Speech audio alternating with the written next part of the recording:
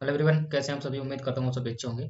आज की जो प्रॉपर वीडियो है, ये जो सीएसआईआर के एग्जाम अभी तक जितने भी एग्जाम हुए हैं, यानी कि जो डिफरेंट डिफरेंट डेट्स में जो एग्जाम हुए हैं उनको देखते हुए ये कंप्लीट एनालिसिस ये वीडियो लाई गई है। प्लस इसके साथ साथ ये जो प्रॉपर इसका एनालिसिस है, मैं किस बेसिस पे कर रहा हूँ, क्योंकि ये एग्जाम जो स्टूडेंट्स हैं उन्होंने जो रिव्यू दिया है, प्लस ये एग्जाम्स को मैंने खुद दिया है। मेरा 7 फरवरी को जो है एग्जाम था, तो इसको मैंने खुद दिया है। इसके अकॉर्डिंग जो है, जो स्टूडेंट का रिव्यू हो और जो मेरा एक्सपीरियंस रहा है, इसको मैं आज आपके साथ शेयर करूंगा। प्लस इसके साथ साथ जो कट ऑफ का जो डाउट है, यहाँ पे जो कट ऑफ का डाउट है उसको भी मैं लेकर के आपके सारे डाउट्स जो है वीडियो के एंड में पूरे जो है क्लियर करूंगा। तो आप जो है वीडियो के एंड तक जरूर देखिएगा। और अगर आपके जो है 10, 11, 12 जो भी अपकमिंग डेट्स को एग्जाम है, तो आप इसको पूरा वीडियो देखिएगा। ये आपके लिए जरूर जो है हेल्पफुल रहने वाली है, क्योंकि आपको एक ओवरव्यू इससे लगेगा। तो चलिए हम वीडियो को शुरू करते हैं।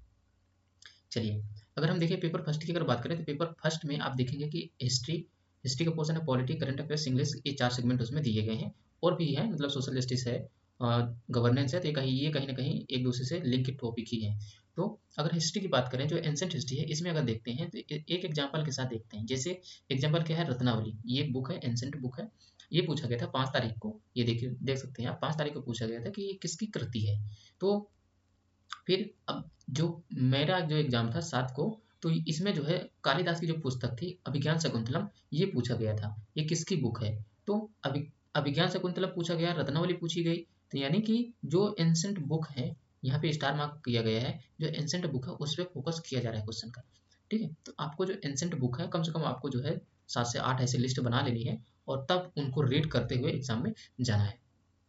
प्लस ये जो है कॉमन टॉपिक है। अब तक जितने भी, मतलब लास्ट 3 डे में जितने भी एग्जाम हुए हैं, इनमें जो है जितने क्वेश्चंस आए थे, इनमें सबसे कॉमन टॉपिक निकल के आया था बुक्स, यानी कि जो एंसेंट बुक है, मॉडर्न्स की जो बुक है, मॉडर्न हिस्ट्री की बात करें, उनकी जो बुक है, ये कुछ ऐसे डायमेंशन है जो कॉमन टॉपिक निकल करके आए। इनको मैंने बहुत अच्छे से ऑर्गेनाइज तरीके से जो है आपको यहाँ पे रखा है, तो आपको एक अंडरस्टैंडिंग भी मिलेगी। दूसरे कॉमन टॉपिक की बात करते हैं, जो यहाँ पे जो फोर्ट्स, यानी कि जो एंसेंट बंदर का है, जैसे लोथल की बात करें, तो ये जो है अगेन जो 5, 6, 7 तीनों दिन ये जो पूछा गया है। जैसे मेरे में बात करें, तो लोथल को क्या किया गया था, 3 ऐसे बंदरगाह दिए गए थे। सबसे लास्ट में लोथल था। इधर जो था, गुजरात दिया गया था। तो इसमें क्या था, मैच द फॉलोइंग करके मेरे में क्वेश्चन पूछा गया था। हालांकि मुझे दो जो है कंफ्यूजन था, लेकिन लोथल का क्लियर था। तो मैंने इसी के बेसिस पे आंसर को सही किया, और जो कि एक सही आंसर भी था। तो ये जो है तीनों के तीनों जो मतलब थे, आप देख सकते हैं। लोथल यानी कि जो एंशिएंट पोर्ट है, उनको आपको कंप्लीट करके जाना है, उनके राज्य को, ये सारे जो आपको कंप्लीट करके जाना है। और कालिदास की जो पुस्तक है, यानी कि 4 से 5 पुस्तक है उनकी, तो जो उनको भी आपको एक लिस्ट बना लेनी है। और जो एंशिएंट में जो आपको इंपॉर्टेंट लगे, जैसे हर्षवर्धन की बुक है ना, तो इस तरीके से जो है आप पूरे जो एंशिएंट बुक को कवर करके जाएंगे।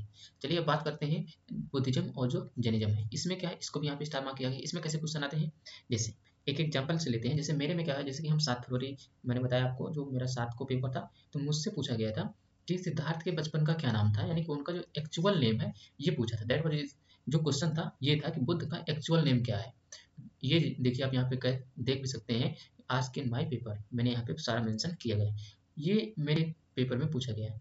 तो अब इसका मतलब है कि जैसे आपसे अपकमिंग संभावित प्रश्न कैसे पूछेगा, बुद्ध के पहले शिष्य का नाम बताइए, ये पूछा गया है। देखिए 5 को, प्रथम बौद्ध संगति कहाँ हुई थी, ऐसे पूछा जा सकता है। तो देख रहे हैं किस लेवल का क्वेश्चन पूछा जा रहा है, एंशिएंट बुद्धिज्म और जैनिज्म से। तो इस तरीके से आपको एक कंप्लीट करके जाना है।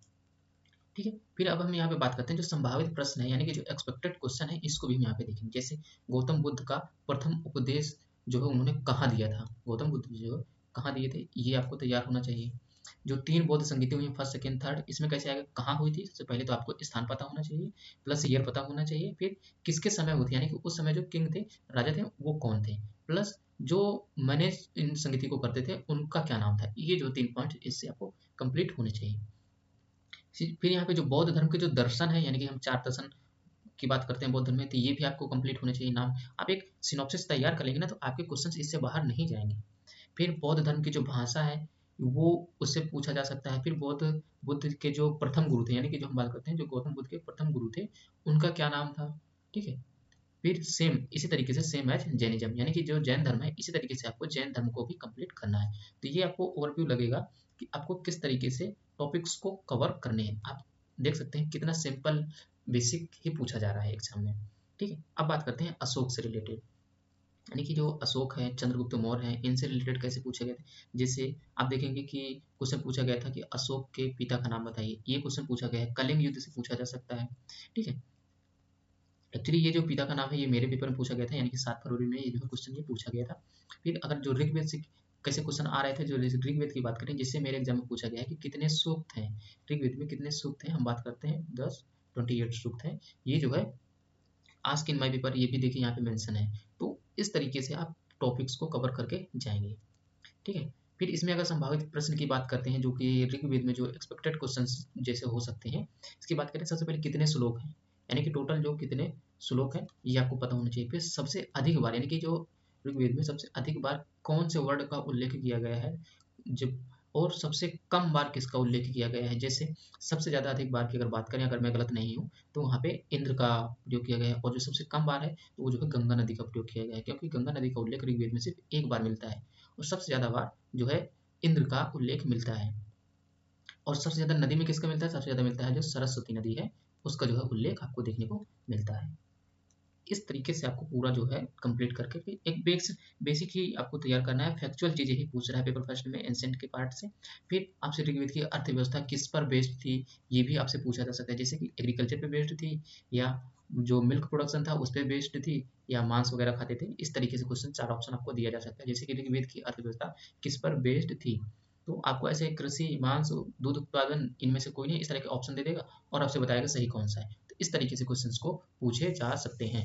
ये संभावित प्रश्न है, इससे आपको एक आइडिया लगेगा कि किस तरीके से हमें तैयार करना है। क्योंकि ये एग्जाम जब मैंने दिया, एक्सपीरियंस किया, तो मुझे एक आइडिया लगा कि हाँ ठीक है, अगर इस लेवल का पूछ रहा है तो अगला जो संभावित प्रश्न होगा वो अगर इस टॉपिक से आएगा तो इस तरीके से ये होगा क्वेश्चन, ठीक है।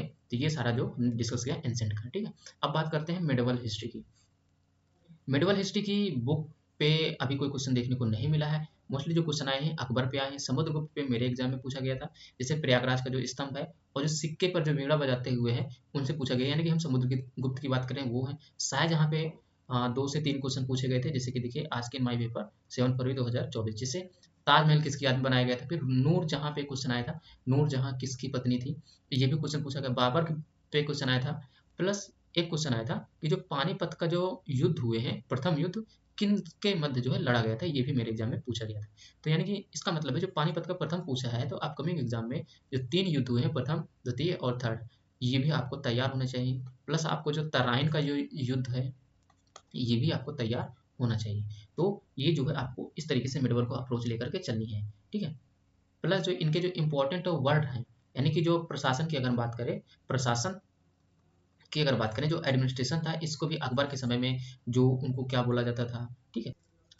अब देखिए अगर बात करते हैं जो मॉडर्न हिस्ट्री से किस टाइप के क्वेश्चंस आए थे। मॉडर्न हिस्ट्री में देखें कि जो मॉडर्न हिस्ट्री में जो उनका जो फोकस अभी भी एरिया जो फोकस है, वो फोकस एरिया बुक्स पे है। जैसे कि हिंद स्वराज मेरे एग्जाम में पूछी गई थी कि हिंद स्वराज जो है किसकी पुस्तक है। बाय द वे इस पुस्तक ये किसके, इसका आंसर आप मुझे कमेंट बॉक्स में बताइएगा जरूर। तो फोकस जो कहाँ कहाँ पे है उसका हम देखते हैं। जैसे कि पूछा गया था इंडियन नेशनल कांग्रेस के प्रथम अध्यक्ष कौन थे, ये पूछा गया था। और आप देखेंगे कि जो 5 फरवरी का जो पेपर हुआ था उस पर भी आईएनसी से क्वेश्चन आया था। यानी कि इसका मतलब है कि ये टॉपिक आपको तैयार होना चाहिए। फिर स्वदेशी जो मूवमेंट हुआ था वहां से भी क्वेश्चन पूछा गया था कि कब हुआ था। मेरे एग्जाम में साइमन कमीशन का जो उद्देश्य था ये पूछा गया था। यानी कि अब आपको जो है, आपको कहाँ हुआ था, कब हुआ था, ये तो तैयार होना चाहिए, प्लस इसके साथ साथ उसका जो उद्देश्य है ये भी तैयार होना चाहिए। तो एक सीक्वेंस में अगर फॉलो करेंगे कि जो जैसे मान के चलिए कोई मूवमेंट है, कहाँ शुरू हुआ, कब हुआ, उसको नेतृत्व किसने किया, इस तरीके से आप कंप्लीट करेंगे। प्लस उस उद्देश्य का जो, उस मूवमेंट का जो उद्देश्य था ये भी आपको तैयार करना है। जैसे बारदौली सत्याग्रह कब हुआ था ये भी पूछा गया था, प्लस जो है इसको किसने लीड किया था, ये जो है 7 फरवरी के एग्जाम में पूछा गया था। यानी कि जिस दिन मेरा एग्जाम था वहां पूछा गया था कि बारदौली जो सत्याग्रह है उसको किसने लीड किया था। तो ये भी पूछा जा चुका है। तो आपको एक सीक्वेंस पता चल गया होगा आपको क्या क्या तैयार करना है, कब हुआ, कहाँ हुआ, और इसका क्या उद्देश्य है, कौन जो है पर्टिकुलर मूवमेंट को लीड किया। तो इस तरीके से आप इन टॉपिकों को तैयार करेंगे। जो भी टॉपिक आप पढ़ेंगे, कोई भी मूवमेंट पढ़ेंगे, तो आपको इन्हीं के इर्द गिर्द आपको कंप्लीट करना है।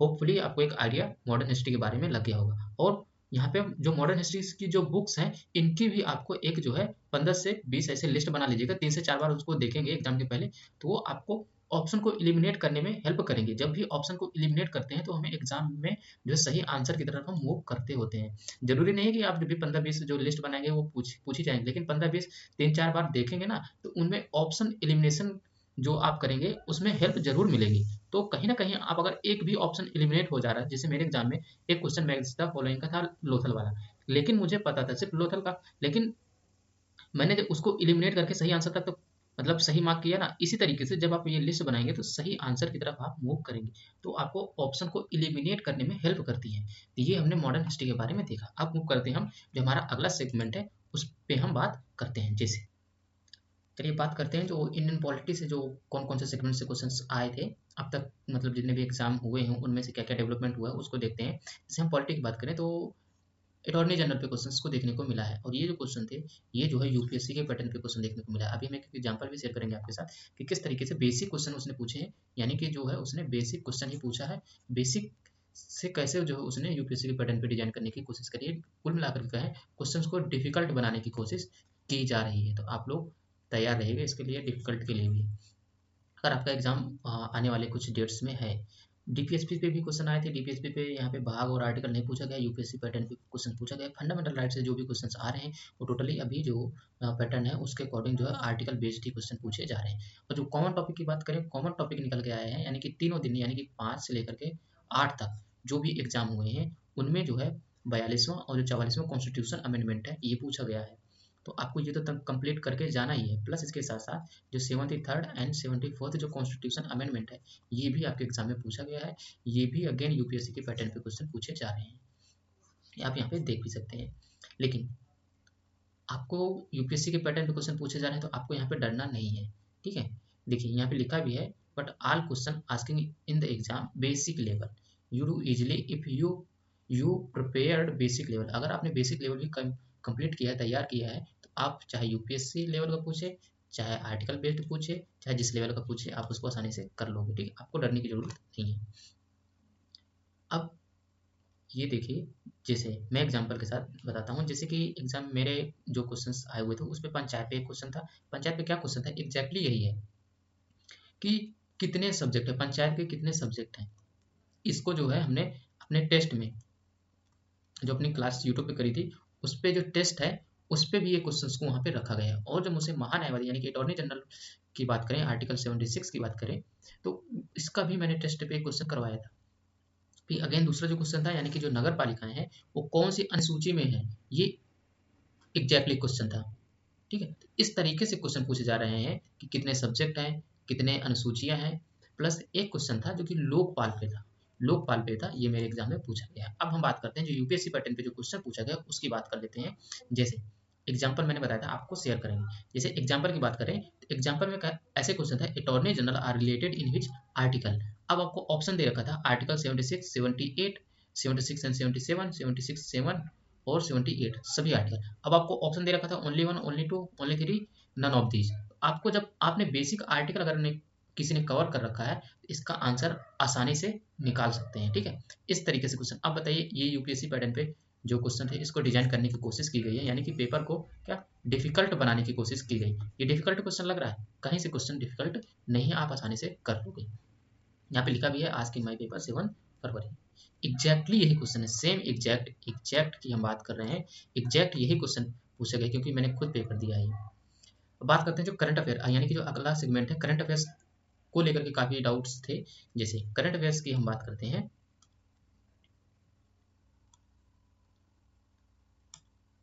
करंट अफेयर्स की अगर हम बात करें, सॉरी मैं यहाँ पे कलर चेंज कर लेता हूँ। चलिए जो करंट अफेयर्स की हम बात करें तो करंट अफेयर्स लास्ट 6 मंथ का ही पूछा जा रहा है। टोटली 1 लाइनर क्वेश्चन आपसे पूछे जाएंगे।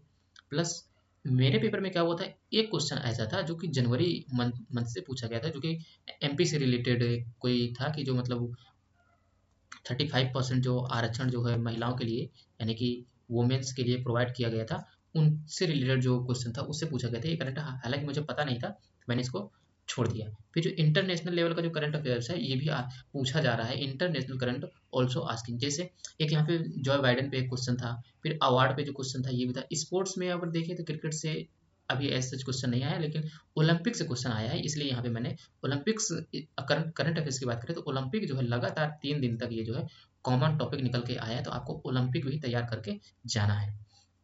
ठीक है। और जो मेरे एग्जाम में बात करें तो मेरा जो एग्जाम था उसमें एनएचएआई यानी कि national highway authority of India का जो है स्टैब्लिशमेंट ईयर पूछ लिया था कि कब हुआ था।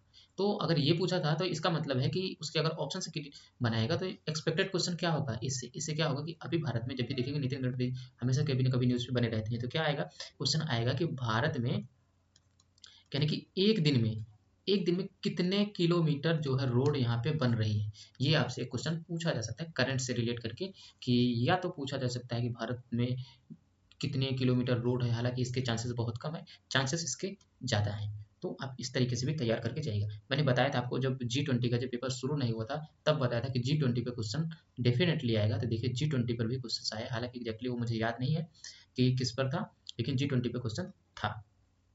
ठीक है। अभी ये क्या था, this is all about paper one, लेकिन पेपर वन हमने डिस्कस कर लिया, लेकिन आप देखेंगे कि जो इंग्लिश का एक जो सेक्शन है ये अभी हमने डिस्कस नहीं किया, तो आप उसके लिए घबराइए नहीं, वो अगली स्लाइड में हम उसको भी डिस्कस करेंगे।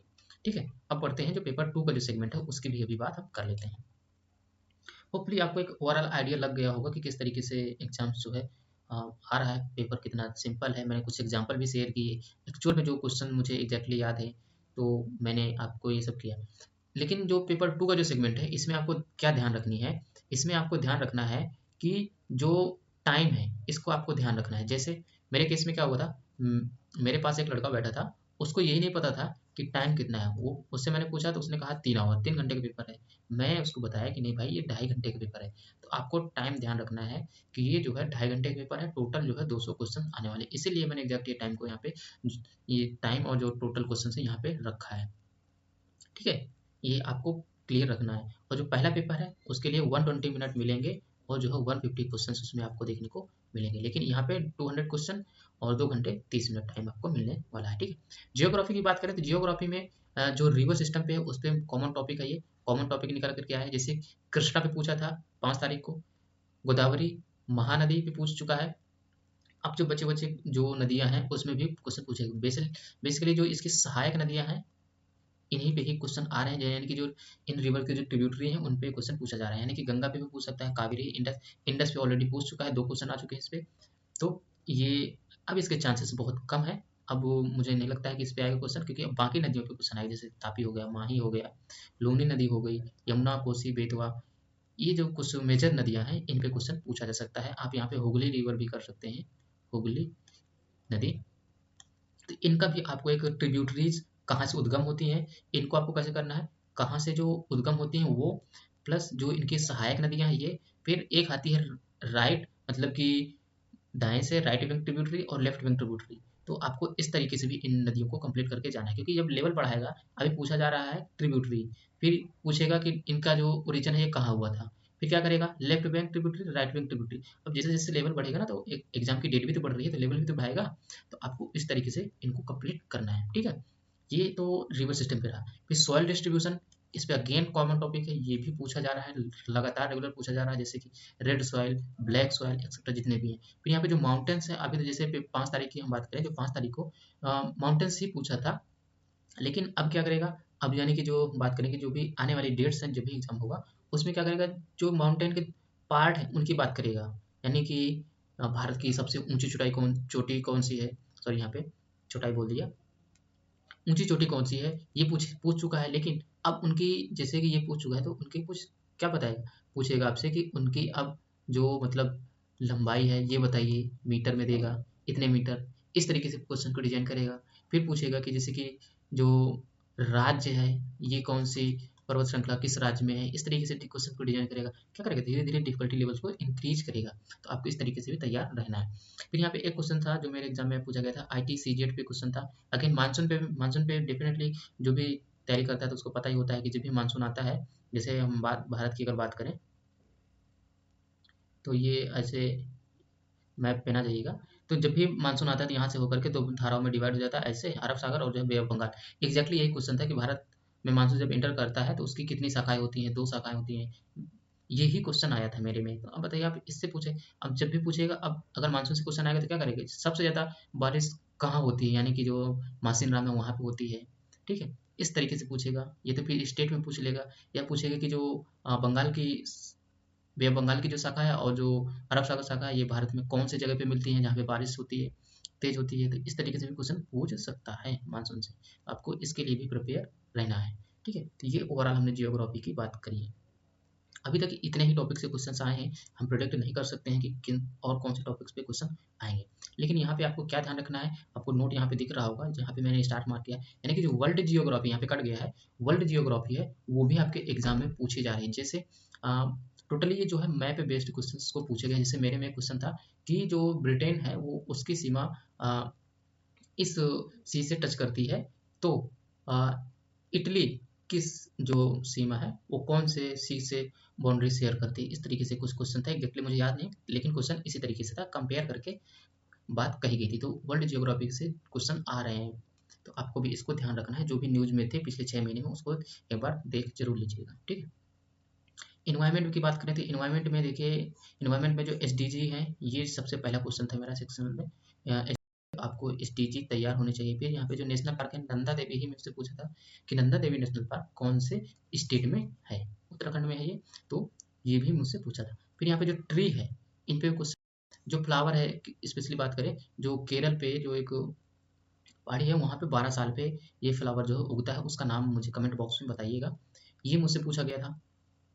फिर यहाँ पे जो एनर्जी जो पिरामिड है, एनर्जी जो पिरामिड है, ये भी पूछा गया था। कैसे पूछा था कि इक्वेटर टू नॉर्थ पोल, यानी कि इक्वेटर से हम जब नॉर्थ पोल की तरफ जाते हैं तो एनर्जी का जो पिरामिड है ये क्या है, घटता है, बढ़ता है, बराबर रहता है, या इनमें से कोई नहीं। इस तरीके से ऑप्शन मुझे दिए गए थे, तो आपको इस तरीके से भी तैयार रहना है। फिर यहाँ पे आता है जो एक्स कंजर्वेशन है, एन कंजर्वेशन, ये टॉपिक निकल के आया लगातार तीसरे दिन तक, ये भी टॉपिक पूछा है। फिर अगला जो एक्सपेक्टेड क्वेश्चन जो हाँ मुझे लगता है कि सीड बैंक से क्वेश्चन हो सकता है। नेशनल पार्क तो आपको तैयार करने ही पड़ेंगे, एक्सी टू एनसी टू तैयार करना पड़ेगा, इसके साथ साथ इसको जरूर कर लीजिएगा सीड बैंक। ठीक है, भारत में कितने हैं और कहाँ कहाँ हैं, मैच द फॉलोइंग करके क्वेश्चन आपको दिया जा सकता है। तो आपको यहाँ पे क्या करना है, जो सीड बैंक है इसको जरूर तैयार करके जाना है। फिर मोस्ट एक्सपेक्टेड क्वेश्चन जो होंगे इसमें से क्या है कि जैसे अभी तक क्या है, टाइगर रिजर्व पे क्वेश्चन नहीं पूछे गए थे, इसको आपको कैसे कंप्लीट करना है कि जो भारत में कितने टाइगर रिजर्व है, और प्लस जो सबसे लेटेस्ट कौन सा, यानी कि नया कौन सा है, इसको भी तैयार करना है। प्लस एक यहाँ पे एक क्वेश्चन का फॉर्मेट दिया गया है, संभावित प्रश्न है, एक्सपेक्टेड है कि ये जो मान के चलिए कि नंदा देवी ही है, नंदा देवी टाइगर रिजर्व यही मान के चलिए, तो किस राज्य में स्थित है, इस तरीके से भी पूछा जा सकता है आपसे। ठीक है, तो ये अभी तक टाइगर रिजर्व पे क्वेश्चंस को नहीं पूछा गया, तो आपको इस तरीके से तैयार करना है।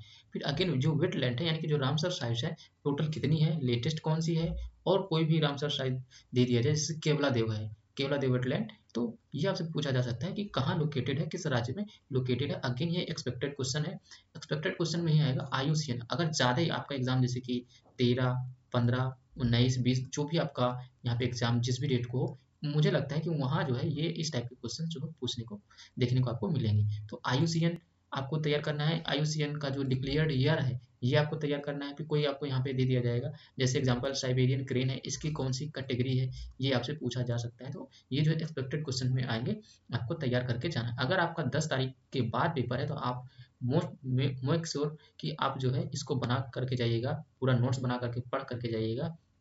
इवन अगर 10 के पहले भी है तब भी आप इनको करके जाइए, क्योंकि आप देखेंगे रिस्क नहीं ले सकते हैं, क्योंकि पूरा पेपर टू का सेक्शन है, पेपर टू के सेक्शन में ऑलरेडी 75 मार्क्स का देखेंगे कि वो सेट बैक की तरह ही है, एक एज एवरेज स्टूडेंट की तरह देखा जाए। ठीक है, तो आपको ऐसे कुछ टॉपिक तैयार करके जाने हैं।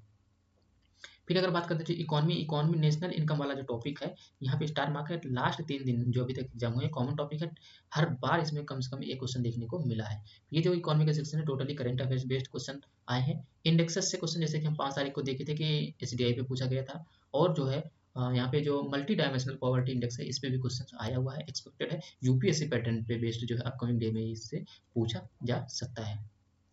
ठीक है, ये मल्टी डायमेंशन पॉवर्टी इंडेक्स एक तो जो है ग्लोबल लेवल पे आती है, एक जो है नीति आयोग भी जो है यहाँ पे जारी करता है, तो आपको दोनों यहाँ पे तैयार करनी है। ठीक है, फिर अगर बात करते हैं जो साइंस का जो क्वेश्चन है, साइंस का बेसिक क्वेश्चन ही वन लाइनर पूछा जा रहा है, जैसे कि एसआई यूनिट, मेजरमेंट जो इंस्ट्रूमेंट है जैसे थर्मामीटर, इस तरह की बात करें तो वहां से क्वेश्चन आ रहे हैं। डीएनए, आरएनए, सेल्स यानी कि जो कोशिकाएं हैं उन पे बेस्ड क्वेश्चन पूछे जा रहे हैं, इनको आप बेसिकली कर लोगे।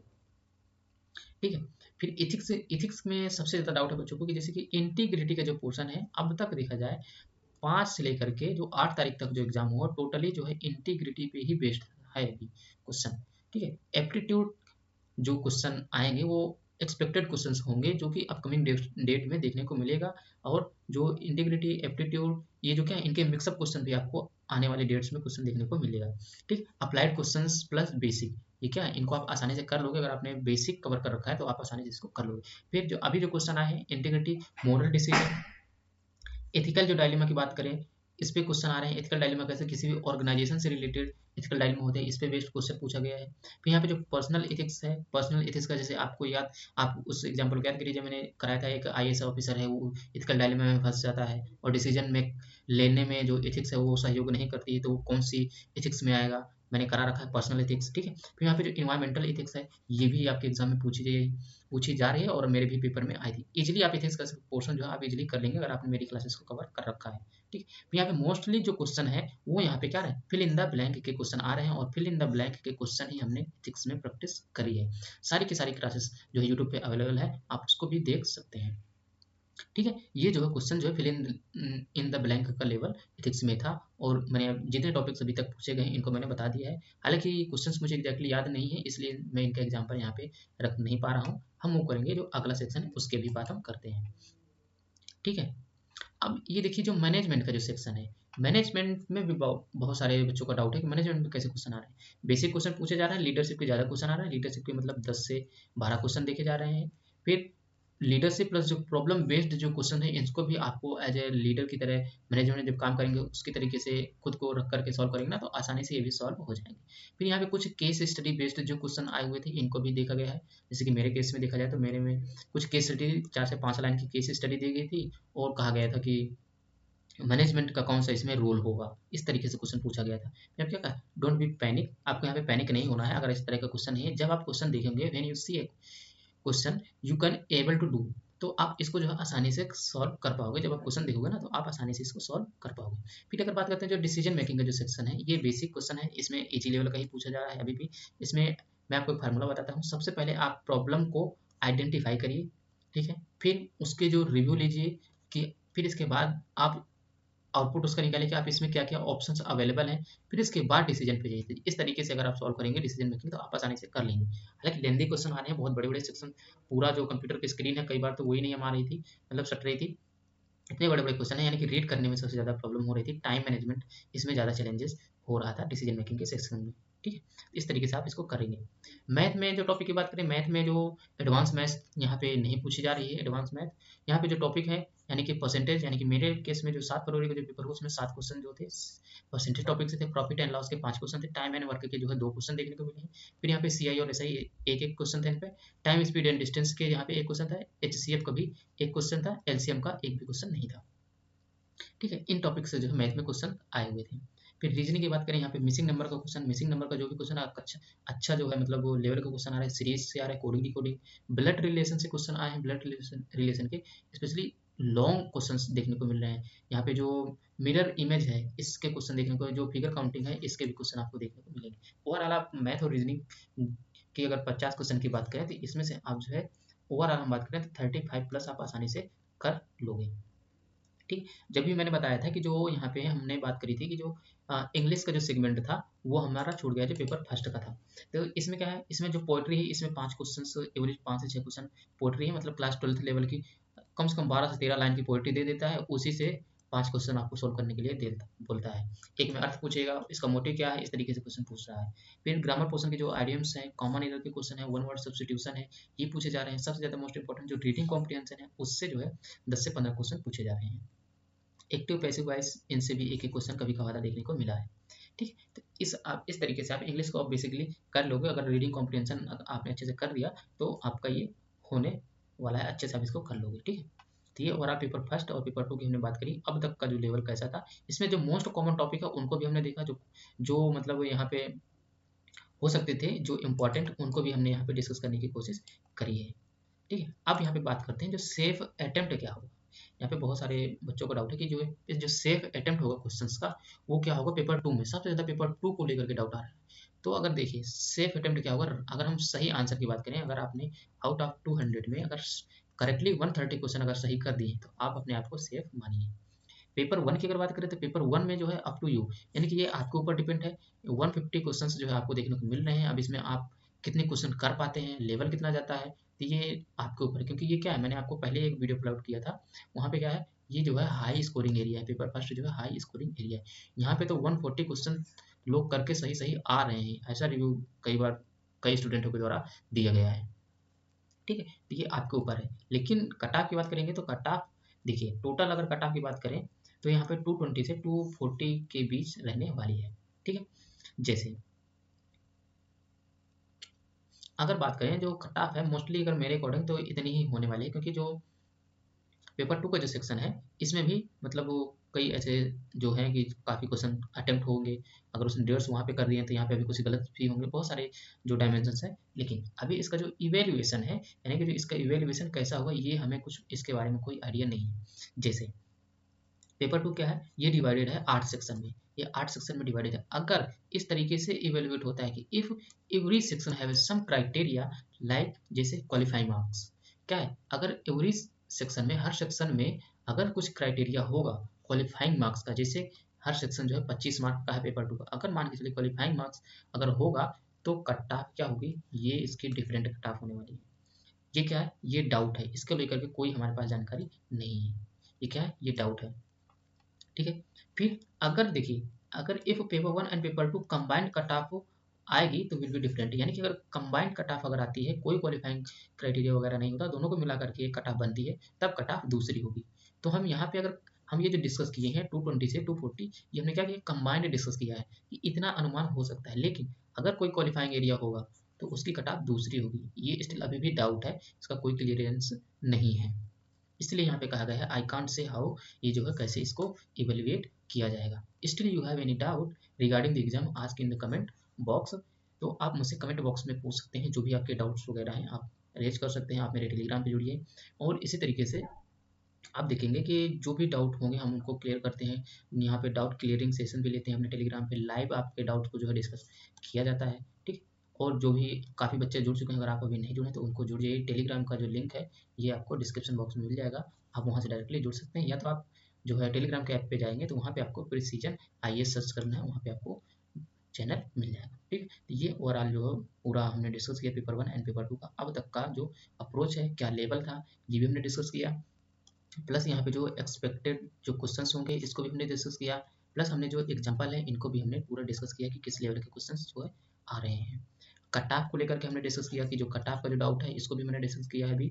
और स्टिल ये अभी भी मेरे पास ही डाउट है कि इसका कोई इवेल्युएशन अगर इस तरीके से होता है तो मैं इसका वीडियो जरूर लाऊंगा, क्योंकि मैं नोटिफिकेशन में भी दोबारा से इसको रीड करने के बाद ना आपको प्रॉपर वीडियो अपलोड करूँगा कि जो इसका इवेल्युएशन है कैसा होगा। ठीक है, किस तरीके से इवेल्युएट किया जाए, क्योंकि अगर कट ऑफ का अगर जो सेक्शनल अगर देखा जाए क्वालिफाइंग के हिसाब से, तो तब तो आधे से ज़्यादा बच्चे उस पर छट जाएंगे। जब छट जाएंगे ना तो कट ऑफ तो आपकी लो हो जाएगी, और हम सब कह रहे हैं कट ऑफ आ ही जाएगी। तो ये देखना होगा, पहले एक बार देखेंगे पूरा जो सिलेबस वगैरह जो प्रोवाइड किया गया है नोटिफिकेशन में, उसको हम देखने के बाद आपको एक प्रॉपर वीडियो अपलोड कर दी जाएगी। ठीक, तो ये था वीडियो का एंड। होपफुली आपको सारे डाउट्स जो क्लियर हो गए होंगे। चलिए मिलते हैं नेक्स्ट वीडियो।